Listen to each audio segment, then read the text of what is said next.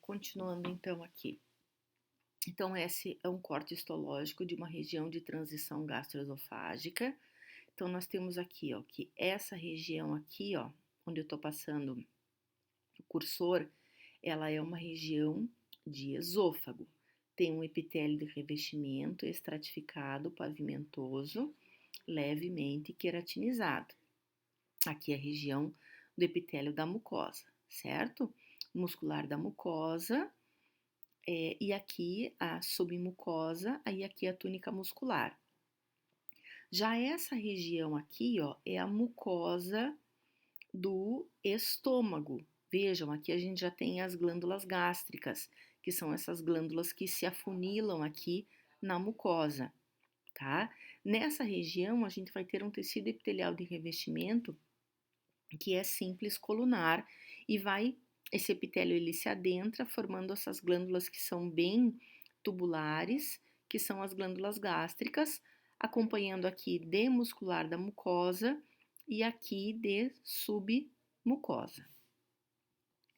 Aqui um corte mais longitudinal, mostrando essa região aqui, que é tecido epitelial de revestimento estratificado pavimentoso da região de esôfago, lâmina própria do esôfago, e aqui acabou o esôfago, bem aqui, ó, para a esquerda esôfago, para a direita estômago.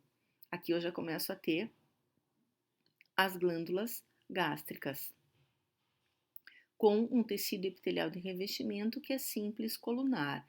Essa marcação, essa coloração, gente, ela é uma coloração que identifica as mucinas, tá? Que é essa região bem cor-de-rosa que a gente tá vendo aqui nas fossetas gástricas, que a gente já vai falar um pouquinho mais para frente. Então, vamos começar a falar agora da histofisiologia do estômago. Então, anatomicamente, o estômago ele é dividido na região da cárdia, região do fundo do estômago, região do corpo do estômago e região pilórica do estômago, tá certo? Ele vai receber, então, na sua luz, no seu lume, então, o bolo alimentar semissólido que veio proveniente do esôfago. Possui aqui, como a gente está vendo, uma grande quantidade de rugosidades internas, que podem se distender com o acúmulo do bolo alimentar.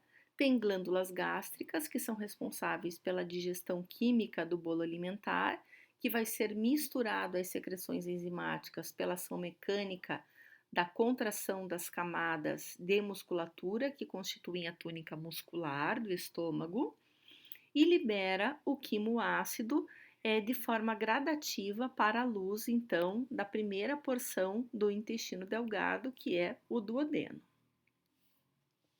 Aqui a gente tem uma fotomicrografia da organização da estrutura geral, então, do estômago, mostrando, então, daqui até aqui a túnica muscular. Aqui a região, a túnica muscular, não, gente, me desculpem, a túnica mucosa, tá? Aqui as glândulas gástricas, onde a gente vai ter o epitélio de revestimento simples colunar. Aqui a região da muscular, da mucosa. Logo abaixo existe aqui um pouquinho de lâmina própria ou córium, tecido conjuntivo frouxo, e a túnica muscular, que é essa túnicazinha aqui que eu tô passando a bolinha em cima, que tá aqui, ó, túnica muscular, muscular da mucosa, tá certo? Abaixo da muscular da mucosa, daqui até aqui, a gente tem a túnica submucosa altamente vascularizada. Logo em seguida, a gente vai ter agora sim a túnica muscular, com duas camadas aqui de músculo liso, tá? E por último, a serosa, que é tecido conjuntivo frouxo mais mesotélio. Aqui, detalhe da túnica mucosa, então ela vem daqui até o final da muscular da mucosa, que é essa camada aqui. Aqui, a grande quantidade de glândulas gástricas, a região mais superior é chamada de fosseta gástrica, o epitélio de revestimento, que é um epitélio de revestimento simples colunar, onde a gente já vai ver então os detalhes desse epitélio. Vamos falar um pouquinho das células que constituem essa mucosa do estômago. Então aqui a gente tem um diagrama esquemático mostrando essas glândulas gástricas e os diferentes tipos celulares que constituem esse epitélio de revestimento. Essa porção mais superior ela é chamada de fosseta gástrica ou cripta. Logo em seguida a gente tem o restante da glândula gástrica dividida em istmo, colo e base da fosseta da glândula gástrica, certo? Que é o que a gente tem aqui, ó. Aqui em cima então é a fosseta gástrica, logo depois istmo, colo e base da glândula gástrica. Aqui embaixo um pedacinho da lâmina própria e um pedacinho da muscular da mucosa. Como a gente está vendo aqui, ó, aqui preenchido por lâmina própria